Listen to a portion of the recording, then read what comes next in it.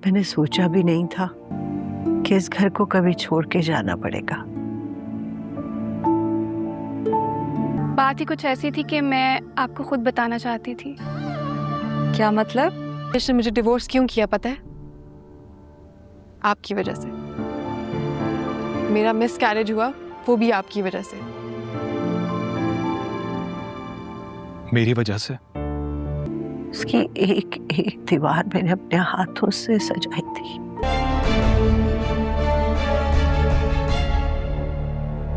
मैंने जीनिया से निकाह कर लिया है। आंटी आप दादी बनने वाली हैं। जीनिया पूरी रात शहराम का इंतजार करती है। उसे गलतफहमी है कि निकाह के बाद शहराम फरियाल को छोड़कर दोबारा उससे मोहब्बत करने लगेगा, लेकिन शहराम ने यह निकाह सिर्फ जीनिया को तड़पाने और अपनी व फरियाल की तकलीफों का बदला लेने के लिए किया है। अगली सुबह जब शहराम जीनिया के कमरे में जाता है तो जीनिया उसका हाथ पकड़कर पूछती है कि वो रात भर कहाँ थे।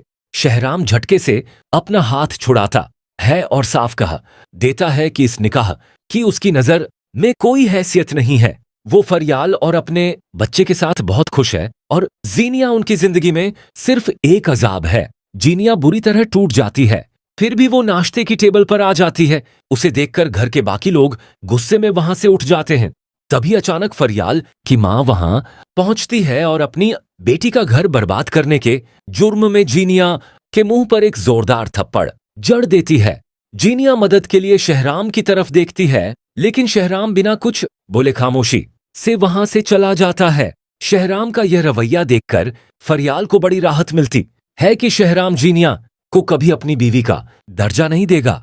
दूसरी तरफ फिरोज की मां संजय का बच्चा जाया करने के लिए जूस में तावीज मिलाकर देने की खौफनाक साजिश रचेगी, लेकिन तभी फिरोज की नजर बास्केट में पड़े तावीज पर पड़ जाएगी।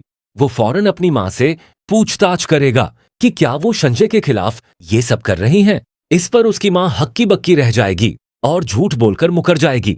तो दोस्तों, आपके ख्याल में क्या शहराम का जीनिया से बदला लेने का ये तरीका ठीक है या उसे कोई और रास्ता चुनना चाहिए था? अपनी राय हमें कमेंट्स में जरूर बताइएगा।